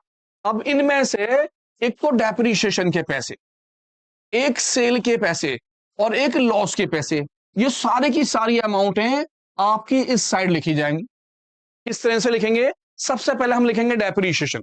मैं आ गया, मैंने यहां लिखा बाय डेप्रीशिएशन। कोई भी क्वेश्चन होगा अगर डेप्रीशिएशन दिया होगा तो हमेशा आप क्रेडिट में लिख देंगे 70,000। देन सेकंड नंबर पे सेल की अमाउंट आप लिखेंगे बाय बैंक के नाम से, बाय बैंक, ब्रैकेट में आप लिख लेंगे सेल्स, और कितनी अमाउंट है 35,000 रुपीज। देन तीसरे नंबर पे लॉस, आप यहां लिखेंगे लॉस की अमाउंट ले लेंगे, और लॉस आपका कितने का 40,000, आप यहां लिख देंगे लॉस ऑन सेल, आपको बेचने पे कितने का लॉस हुआ। तो ध्यान रहे, अगर खाली डेप्रीशिएशन दिया होगा तो आप खाली डेप्रीशिएशन वहां लिख देंगे, लेकिन अगर डेप्रीशिएशन के साथ और भी बातें हैं तो आपको ये पूरा का पूरा बनाना पड़ेगा। आप इन सभी बातों को लिखेंगे, सबसे पहले किस चीज को लिखेंगे, कॉस्ट को, जितनी कॉस्ट होगी उस पैसे को लिख देंगे, कॉस्ट के बाद आप लिखेंगे डेप्रीशिएशन, पैसे को माइनस कर लेंगे, आपकी जो अमाउंट आएगी वो बोली जाएगी बुक वैल्यू, इसमें से सेल्स कर देंगे माइनस, और आपका आंसर प्रॉफिट निकलेगा या लॉस। अगर वो चीज ज्यादा की बिकी है तो प्रॉफिट, कम की बिकी है तो लॉस। इसके अंदर से तीनों के तीनों point, number 1 depreciation, number 2 sale, और नंबर 3 लॉस, ये तीनों के तीनों पॉइंट आपके यहां जाएंगे। सबसे पहले आप डेप्रीशिएशन लिखेंगे, फिर लिखेंगे सेल्स, और फिर लिखेंगे लॉस। जब आप वो सारी बातें लिख देंगे तब आप बैलेंस निकालेंगे। बैलेंस में देखेंगे दोनों साइड में कौन सा आपका बैलेंस ज्यादा है, मेरा वो बैलेंस ज्यादा था, मैंने इस बैलेंस को करा, मेरा टोटल निकल के आया कितने का, 0,005, 5 और 4 9 और 5, यही अमाउंट आ गया 5,95,000, और इसमें से मैं 2 लाख रुपए को माइनस कर दूंगा, मेरा आंसर लिख रहा 3,95,000। अब आपका जो आंसर निकल के आएगा आप उसे लिखेंगे टू बैंक, और ये बैंक जो है आपका क्या कहलाएगा, परचेस, ये परचेस के नाम से आपका क्या आ गया आंसर। जी हाँ। अब ध्यान देखिए, अगर खाली डेप्रीशिएशन था तो हमने डेप्रीशिएशन बाय में लिख दिया और बैलेंस निकाल दिया, बैलेंस टू में भी आ सकता है और बैलेंस बाय में भी आ सकता है। अगर टू में निकलेगा तो सेल, और बाय में निकलेगा तो परचेज नहीं, अगर टू में निकलेगा तो परचेज और बाय में निकलेगा तो सेल। इसी तरह से अगर उसने और इंफॉर्मेशन दे रखी होगी तो आपको ये तीनों बातें लिखनी होंगी, इस तीनों में से तीनों बातें आप लिख देंगे और बैलेंस निकाल देंगे। बैलेंस निकालने के बाद आपका जो आंसर निकलेगा वो परचेज कहलाएगा। अब इस परचेज में से जो आपकी अमाउंट जाएंगी अकाउंट्स में कौन कौन सी जाएंगी, तो हमारे जो परचेज की अमाउंट आई है कितने की 3,95,000, वो आप किसके अंदर लिख देंगे, परचेज के अंदर आ जाएंगे। हमारे बैंक के नाम से सेल्स की अमाउंट आई है कितने की 35,000, वो हम मशीन के नाम से किसमें लिख देंगे, सेल्स के अंदर। तो भरते हैं अपने फॉर्मेट के अंदर और आते हैं सबसे पहले सेल्स, सेल्स के पैसे भरते हैं मशीन के नाम से, आपने नाम लिखा मशीनरी, और मशीन की अमाउंट जो थी हमारी कितनी की थी, वो 35,000 की, हमने 35,000 यहां लिख दिए। परचेस के पैसे जो थे हमने लिखे मशीन के नाम से, और हमारी जो मशीन है वो कितने की है, 3,90,000, वो हमने किस में भर दी, यानी कि आपकी अकाउंट से परचेज की अमाउंट 3,95,000 और मशीन के नाम से परचेज में आ गई, और जो सेल की अमाउंट थी जो आपने टू बैंक बाय बैंक के नाम से निकाली थी 35,000, वो आपके अंदर किस में आ गए, सेल्स के अंदर। क्योंकि ये लेस की एक्टिविटी है इसलिए 3,95,000 को मैंने ब्रैकेट में कर दिया और बाहर निकाला 35,000, 35,000 से 3,95,000 को हमने क्या कर दिया माइनस। मेरा जो आंसर निकल कर आया वो 3,95,000 से 35,000 माइनस करने के बाद निकला, और हमारा जो आंसर निकल के आया वो आया 3,60,000। क्योंकि माइनस वाली एक्टिविटी के ज्यादा पैसे थे इसलिए हमारा आंसर किस चीज में निकला, माइनस में। और जब माइनस मांगा तो हम उसे क्या बोलेंगे, आउटफ्लो, यानी कि net cash outflow from investing activity, और आपका आंसर हो गया 3,60,000। ₹60,000 के अंदर है, उसमें हम कर रहे हैं फाइनेंसिंग एक्टिविटी। जी, फाइनेंसिंग एक्टिविटी। सबसे पहले हमने देखी ऑपरेटिंग एक्टिविटी, दूसरे नंबर पर हमने देखी इन्वेस्टिंग एक्टिविटी, और इस बार है फाइनेंसिंग। फाइनेंसिंग आप सब जानते हैं, ये दो चीजों का इस्तेमाल करना है। सबसे पहले हमें लिखना है एड में issue of shares. Financing activity तरीका वही है, पर्टिकुलर, डिटेल और अमाउंट। सबसे पहले हम लिखेंगे एड में इशू ऑफ शेयर्स, और सेकंड नंबर पे लिखेंगे लेस में पेमेंट ऑफ शेयर। अगर किसी भी तरह के हमारे इस एक्टिविटी के अंदर इंक्रीजिंग होगी तो आप इसे किसके अंदर दिखाएंगे, इशू के अंदर। और इस एक्टिविटी में अगर किसी भी तरह की क्या होगी, डिक्रीजिंग, तो आप किस में दिखाएंगे, पेमेंट के अंदर। जी बिल्कुल वैसे ही जैसे इन्वेस्टिंग एक्टिविटी में दो हिस्से थे, इसी तरह यहाँ दो हिस्से हैं। बहुत आसान एक्टिविटी है, छोटी सी एक्टिविटी है। ध्यान से देखिए कि कौन कौन सी बातें फाइनेंसिंग एक्टिविटी में आती हैं, ऐसे कौन कौन से पार्ट्स हैं। सबसे पहले शेयर कैपिटल। किसी भी तरह की शेयर्स कैपिटल हो, चाहे वो इक्विटी हो, चाहे वो प्रेफरेंशियल हो, या सिक्योरिटी प्रीमियम रिजर्व हो। सिक्योरिटी प्रीमियम जो हम शेयर्स के ऊपर लगाते हैं, वो सारे की सारी चीजें फाइनेंसिंग एक्टिविटी में आती हैं। यानी शेयर से रिलेटिव जितनी भी चीजें होंगी सारी फाइनेंसिंग में आएंगी। नंबर दो, non current liability. Non current liability में लॉन्ग टर्म बोरो, यानी कि डिबेंचर्स और लोन। किसी भी तरह के डिबेंचर्स हो या किसी भी तरह का लोन हो, आपका किस में आना, फाइनेंसिंग एक्टिविटी में। और थर्ड नंबर पर हमारे पास है शॉर्ट टर्म बोरो। जी, शॉर्ट टर्म बोरो का मतलब है बैंक ओवरड्राफ्ट, यानी बैंक ओवरड्राफ्ट की जो भी अमाउंट होगी वो किस में आएगी, फाइनेंसिंग एक्टिविटी में। अगर आप ध्यान से देखें तो ये तीन बातें हमारे सामने आ रही हैं। सबसे पहले शेयर कैपिटल, किसी भी तरह का कोई शेयर्स होगा, शेयर्स कैपिटल से रिलेटिव फाइनेंसिंग एक्टिविटी में आना है। Non current liability, non current liability में लॉन्ग टर्म बोरो यानी कि debenture, share loan, financing activity में आने। इसके बाद हमारा तीसरे नंबर पर जो है वो है शॉर्ट टर्म बोरो। शॉर्ट टर्म बोरो का मतलब हो गया बैंक ओवरड्राफ्ट, यानी कि bank overdraft, debentures, loan, equity share, preferential share और सिक्योरिटी और या प्रीमियम रिजर्व। आपके पास 2 साल के डाटा होंगे, प्रीवियस ईयर के और करंट ईयर के। आपको इन दोनों में कंपेयर करना है, आपको दोनों में डिफरेंस निकालना है, और दोनों के डिफरेंस के अंदर अगर इंक्रीजिंग होगी तो इश्यू में, और डिक्रीजिंग होगी तो पेमेंट में। बस इतना लिखना और कुछ भी नहीं। कितना आसान। एक छोटी सी बात जो आपको ध्यान में रखनी है वो क्या होगी, नंबर 4 के अंदर ये चीज बहुत इंपॉर्टेंट है, आपको बहुत ध्यान से इस चीज को देखना है। क्या चीज है, सबसे पहले डिविडेंड पेड। किसी भी तरह का अगर डिविडेंड पेड दे रखा होगा तो आप उसे किस में लिखेंगे, पेमेंट के अंदर। या इंटरेस्ट पेड कह दे वो, तो आप किस में लिखेंगे, पेमेंट में। कभी कभी हमारे पास डिविडेंड दो दिए होते हैं, तो प्रीवियस ईयर का और एक करंट ईयर का। तो आपके पास जो प्रीवियस ईयर का किसका हो, प्रीवियस ईयर का डिविडेंड, आप केवल उसे ले लें। अगर एक डिविडेंड है तो आप एज इट इज लिख देंगे। दूसरी चीज, जब आप इंटरेस्ट पेमेंट लेंगे तो ध्यान रखेंगे अगर किसी भी चीज पर परसेंटेज दे रखी होगी, जैसे कि सपोज कीजिए डिबेंचर्स के ऊपर परसेंटेज दे रखी हो या फिर लोन के ऊपर परसेंटेज दे रखी हो, तो आप इन परसेंटेजों से क्या निकालेंगे, इंटरेस्ट ऑन लोन। अब ये किस तरह से निकालेंगे, लोन या डिबेंचर की अमाउंट जो प्रीवियस का होगा, multiply percentage upon 100 multiply times. ये हम आगे कैलकुलेट करेंगे क्वेश्चन के अंदर, आप उसे ध्यान से देखेंगे। दो बातें ध्यान रखिए कि डिविडेंड पेड या फिर इंटरेस्ट पेड अगर क्वेश्चन के अंदर दे रखा होगा तो आप इसे किसके अंदर लिखेंगे, पेमेंट के अंदर। तो स्टार्ट करते हैं। ये सारी की सारी बातें क्वेश्चन से समझ में आएंगी, लेकिन अपने लिए एक छोटी सी कॉपी लेके बैठ जाइए, उन कॉपी पर ये सारी बातें नोट कर लीजिए कि भाई फाइनेंसिंग एक्टिविटी में सबसे पहले मेरा फॉर्मेट क्या है। फॉर्मेट में अगर इंक्रीजिंग होगी अमाउंट में तो मैं उसे इशू में लिखूंगा, और डिक्रीजिंग होगी तो मैं उसे पेमेंट में लिखूंगा। अब कौन कौन सी बातों में इंक्रीजिंग डिक्रीजिंग होगी, वो तीन बातें हैं, नंबर 1, नंबर 2 और नंबर 3। इन तीनों बातों में से किसी में भी इंक्रीजिंग होगी तो इशू में, डिक्रीजिंग होगी तो पेमेंट में।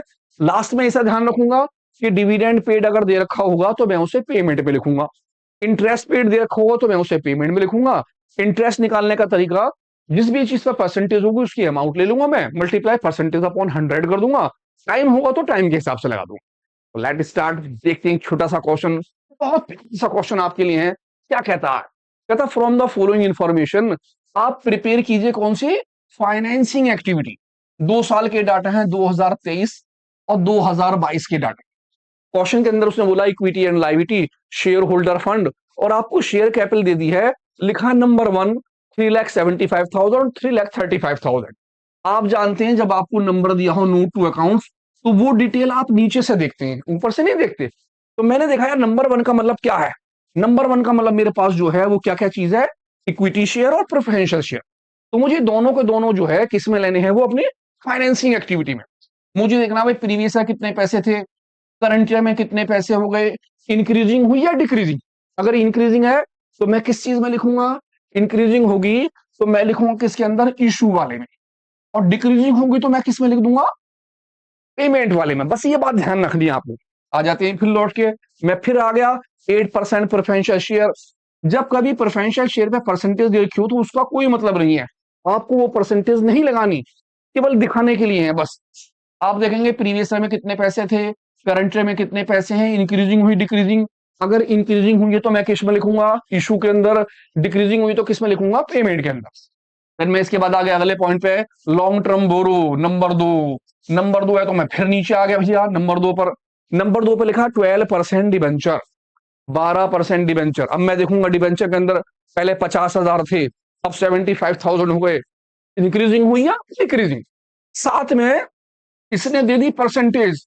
जब वो परसेंटेज दे देगा तो आप क्या निकालोगे, इंटरेस्ट। आपको इसके ऊपर इंटरेस्ट कैलकुलेट करना है। अब इंटरेस्ट कैसे कैलकुलेट करते हैं, तो आ जाते हैं क्वेश्चन ऊपर। सबसे पहले आप बना के रखिए क्या चीज, फॉर्मेट। फॉर्मेट के अंदर 3 लाइन यहां छोड़िए और 3 लाइन यहां छोड़िए। सबसे पहले लिखिए issue of shares, I. I means increasing. फिर लिखिए less payment of shares, D. D for decrease. आप इसे लिखिए, यहां पर लाइन खींच लीजिए, इसे बंद कर लीजिए। जितनी चीजें इंक्रीजिंग की होंगी वो ऊपर लिखेंगे, जैसे इन्वेस्टिंग एक्टिविटी में लिखी। जितनी चीजें डिक्रीजिंग की होंगी उसे नीचे लिखेंगे, जैसे इन्वेस्टिंग एक्टिविटी में लिखी। और आ जाते हैं अपने क्वेश्चन पे फॉर्मेट बनाने के बाद। फॉर्मेट तैयार है मेरे पास, मुझे ध्यान रखना है इंक्रीजिंग मुझे यहां लिखना है और मुझे डिक्रीजिंग कहां लिखना है, यहां पर। तो मैंने क्वेश्चन नीचे ले लिया है ताकि मैं इजीली आपके सामने क्वेश्चन कर सकूं। ध्यान से देखिए, इक्विटी शेयर पहले तो 2,25,000, अब हो गए 1,75,000, 1,75,000। लास्ट ईयर के मुकाबले इस साल क्या हो गई, डिक्रीजिंग। डिक्रीजिंग है तो मैं यहां आ गया, मैंने इसका नाम लिखा शेयर कैपिटल, और आप नाम लिख देंगे और दोनों का डिफरेंस ले लेंगे। मेरा दोनों का जो डिफरेंस आया वो 50,000 का आ गया, मैंने 50,000 यहां रख दिए। अब क्योंकि 50,000 में ये चीज लेस की है, मैं इस 50,000 को किसमें दिखा दूंगा, ब्रैकेट के अंदर। मैं सेकंड पर आया, प्रेफरेंशियल शेयर परसेंटेज मुझे इसमें नहीं लगानी होती है। मैंने देखा पहले 1,10,000 थे और अब कितने हो गए, 2,00,000। यानी कि इसमें क्या हो गई, इंक्रीजिंग। जब इंक्रीजिंग हुई तो मैं ऊपर पहुंच गया और मैंने नाम लिखा 8% प्रेफरेंशियल शेयर कैपिटल। जो मेरी शेयर कैपिटल थी मैंने इसे यहां लिख दिया। और देखा भैया दोनों में डिफरेंस जो आ गया वो कितने का आ गया, 90,000 रुपए का। तो मैंने 90,000 रुपए डिटेल के अंदर लिख दी। दो चीजें मेरी क्लियर हो गई। मैं तीसरी चीज पे आया, लॉन्ग टर्म बोरो। मैंने देखा 12% डिवेंचर, पहले 50,000 थे अब 75,000 है। सबसे पहले मैं दोनों का डिफरेंस लूंगा। मेरा डिफरेंस के अंदर क्या हो रही है, इंक्रीजिंग। मैं पहुंच गया इंक्रीजिंग में, मैंने यहां नाम लिखा 12% डिवेंचर। जो आपके डिवेंचर थे इन दोनों का जो डिफरेंस आया वो 25,000 आया, मैंने 25,000 रुपए बाहर रख डाले। अब आपको यह ध्यान रखना है कि जब कभी भी डिवेंचर्स के अंदर या फिर लोन के अंदर आपको परसेंटेज दे रखी होगी तो आप क्या कैलकुलेट करेंगे, इंटरेस्ट। आपको इंटरेस्ट निकालना है। इंटरेस्ट निकालेंगे आप किस पर, प्रीवियस ईयर की अमाउंट पर। जो आपकी प्रीवियस ईयर की अमाउंट है उसके ऊपर आप इंटरेस्ट कैलकुलेट करेंगे और वो इंटरेस्ट आप किस में दिखाएंगे, पेमेंट में। आपने लिखा इंटरेस्ट ऑन डिबेंचर। आपका इंटरेस्ट ऑन डिबेंचर आया, अमाउंट थी 50,000 रुपए की, मल्टीप्लाई परसेंटेज रेट 12 अपॉन 100। मैंने बंद कर दिया, पहली जीरो से मैंने पहली वाली जीरो काट डाली, दूसरी जीरो से दूसरी जीरो काट डाली, और मेरे 12 पंजे 60, 6,000 रुपए का क्या आ गया, इंटरेस्ट। ध्यान रहे, बोरो के ऊपर आप इंटरेस्ट पे करेंगे, प्रेफरेंशियल शेयर पर कुछ नहीं लगाएंगे। प्रेफरेंशियल शेयर पर तब लगाते हैं जब डिविडेंड वगैरह दे रखा होता है, नहीं तो कुछ नहीं करना। लेकिन लोन के ऊपर या डिबेंचर पर अगर परसेंटेज दी है तो आप इंटरेस्ट कैलकुलेट करेंगे किस अमाउंट पर, प्रीवियस ईयर की अमाउंट पर। ध्यान रहेगा। अब सबसे पहले मेरे पास चारों चीजें आ गई, मैंने इन ऊपर वाली दोनों चीजों को टोटल कर लिया, 90,000 रुपए और 25,000 रुपए। मेरी जो अमाउंट हो गई वो 5 और 9 और 2 11, 1,15,000 रुपए हो गए। 50,000 और 6,000, मेरे जो माइनस के पैसे आए वो निकल के आए 56,000 रुपीज। मैंने 56,000 किसके लिख दिए, माइनस के। अब 1,15,000 से 56,000 मुझे क्या करना है, माइनस। तो मैं माइनस करके रख रहा हूं अमाउंट देखता हूं कितने की आ रही है। 0 0 0, 5 से 6 गया, ये हो गया 15 से 6 गया 9, 10 से हमारा चला गया 5, रह गया 5, यानी कि 59,000 रुपीज। अब क्योंकि ये प्लस के ज्यादा थे, इसी मारे मेरा आंसर प्लस का निकल गया 59,000। आप कहेंगे net cash flow from financing activity, ये आप कह सकते हैं नेट कैश इनफ्लो। अगर प्लस में आ रहा है तो इनफ्लो और माइनस में है तो आउटफ्लो। कितना इजी क्वेश्चन, ध्यान से देखिए, जुड़े रहिए फ्रंट लाइन अकाउंट पर। एक क्वेश्चन आपके लिए और, नेक्स्ट क्वेश्चन हमारा क्या है, कहता from the following information prepaid कीजिए फाइनेंसिंग एक्टिविटी। आपको दिया शेयर होल्डर फंड और शेयर कैपिटल में है इक्विटी शेयर, पहले 2,50,000 के थे, अब 3 लाख रुपए के हैं। लॉन्ग टर्म बोरो में दे दिया है बैंक लोन, पहले एक 55 का था, वह 2,25,000 का। शॉर्ट टर्म बोरो बैंक ओवरड्राफ्ट, शॉर्ट टर्म बोरो बैंक ओवरड्राफ्ट, पहले 75 का था, अब 80,000 का। इंक्रीजिंग या डिक्रीजिंग, ध्यान से देखेंगे। नीचे क्या कहता है, कहता इंटरेस्ट पेड करा लोन के ऊपर 3,000 रुपए का, और डिविडेंड जो पेड करा वो कितने का करा, 2,500 का। तो ध्यान कीजिए, इंटरेस्ट निकाल के दिया है, आप कहां लिखेंगे, डिविडेंड निकाल कर दे रखा, आप कहां लिखेंगे। याद कीजिए फर्स्ट स्टेप, तब तक हम बनाते हैं फॉर्मेट। फॉर्मेट के अंदर आप लिखेंगे एड इशू ऑफ शेयर्स, यहां पर आपकी क्या आ जाएगी, इंक्रीजिंग। और यहां लिखेंगे आप पेमेंट ऑफ शेयर्स, इसके अंदर आपका क्या आ जाएगा, डिक्रीज। और ऊपर वाले की बातें ऊपर और नीचे वाले की बातें नीचे लिखेंगे और टोटल कर दें। तो ध्यान से करते हैं फॉर्मेट को दोबारा बनाकर, ध्यान से देखिए क्वेश्चन। सबसे पहले इशू ऑफ शेयर्स, मुझे जो भी इंक्रीजिंग होगी वो यहां लिखनी है, किसी भी तरह की अगर डिक्रीजिंग होगी तो यहां लिखेंगे। आ जाते हैं क्वेश्चन के ऊपर और ध्यान से देखते हैं क्वेश्चन को क्या कहता है क्वेश्चन। सबसे पहले शेयर कैपिटल, पहले 2,50,000 की थी, अब हो गई 3 लाख रुपए की। शेयर्स में क्या हो गई, इंक्रीजिंग, तो मैंने यहां नाम लिखा शेयर कैपिटल। आपकी जो शेयर कैपिटल है इसमें कितने का डिफरेंस आ गया, 250 से 3 लाख गए 50,000 रुपए, यानी 50,000 रुपए की आपकी क्या हो गई, इंक्रीजिंग। आप आ गए सेकंड नंबर पर, लॉन्ग टर्म बोरो बैंक ओवरड्राफ्ट, पहले था 1,55,000 का, अब है 2,25,000 का। तो 2,25,000 से, यानी कि 225 में से आप माइनस कितने कर लीजिए, 155। जब 155 माइनस करा तो 0, 12 से 5 गया 7, यानी कि 70,000 आए। किस चीज के, इंक्रीजिंग या डिक्रीजिंग, जी हाँ इंक्रीजिंग। तो मैंने यह नाम लिखा बैंक लोन, और बैंक लोन की अमाउंट मैंने यहां लिख दी कितने की, 70,000 रुपए की, जो मेरा दोनों का डिफरेंस निकल कर आ गया। मैं आ गया तीसरे वाले पॉइंट पर, शॉर्ट टर्म बोरो बैंक ओवरड्राफ्ट। बैंक ओवरड्राफ्ट भी फाइनेंसिंग में आता है, मैंने देखा पहले 75,000 का था, अब 80 का, ये भी क्या हो गया, इंक्रीज। तो मैंने इसे भी यहां लिख दिया बैंक ओवरड्राफ्ट ओडी। और दोनों का डिफरेंस जो है कितने का आया, 5,000। यानी कि तीनों की तीनों चीजें क्या है, इंक्रीज। इंक्रीज होने की वजह से सभी की सभी चीजें इशू के अंदर आ गई। अगर बाय द वे वो डिक्रीज हो गई तो मैं उन्हें कहां लिख देता, पेमेंट में। मैं नीचे आया एडिशनल इंफॉर्मेशन पे, मैंने देखा मेरी एडिशनल इंफॉर्मेशन क्या है, वो कहता इंटरेस्ट पेड करा गया लोन के ऊपर। जब आपको इंटरेस्ट निकाल के दे दी तो आप एज इट इज आइए पेमेंट में और यहां लिख दीजिए इंटरेस्ट ऑन लोन, और अमाउंट कितने की, 3,000 रुपए की उठा के यहां रख दीजिए। अब क्योंकि ये एक्टिविटी जो है माइनस वाली है, इसीलिए मैंने 3,000 रुपए जो है वो किस में दिखा दिए, ब्रैकेट में। ध्यान रहे, अगर बाय द वे इस लोन के ऊपर मुझे कोई परसेंटेज दी होती तो मैं वो परसेंटेज किस पर निकाल देता, प्रीवियस ईयर पर। वो चीज मेरी इंटरेस्ट कहलाती, जैसा भी पीछे वाले मैंने क्वेश्चन में करा। अगर उसने परसेंटेज नहीं दी है और आपको इंटरेस्ट दे दिया है, तो जो भी इंटरेस्ट उसने दिया हो आप उस इंटरेस्ट को लीजिए और उस इंटरेस्ट को किस में लिख दीजिए, पेमेंट में, पैसे बाहर आपके।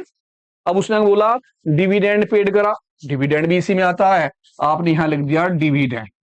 अब डिविडेंड कितने का था, 2,500 रुपए का, आपने उठाकर यहां रख डाला।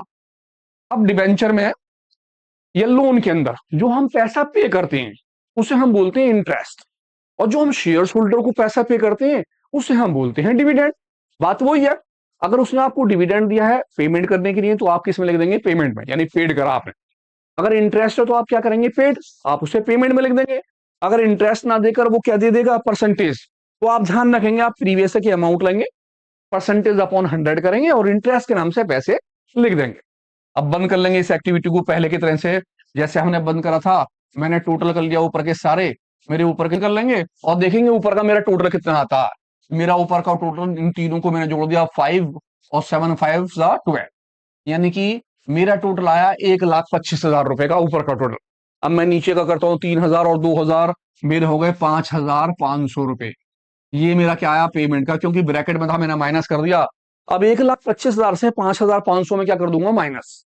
मैंने 1,25,000 से 5,000, यह मेरा 005 और 4 से गया 5 आ गया 9, 1 बचा 1। मेरा जो आंसर आया वो निकल गया 1,19,500 रुपए, क्योंकि ऊपर वाले ज्यादा हैं यानी प्लस के ज्यादा हैं, तो मेरा आंसर आया प्लस के अंदर और कहलाएगा net cash flow from financing activity.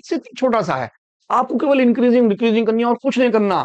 पहला क्वेश्चन ध्यान से देखिए, दूसरा क्वेश्चन ध्यान से देखिए, जुड़े रहिए फ्रंट लाइन अकाउंटिंग से।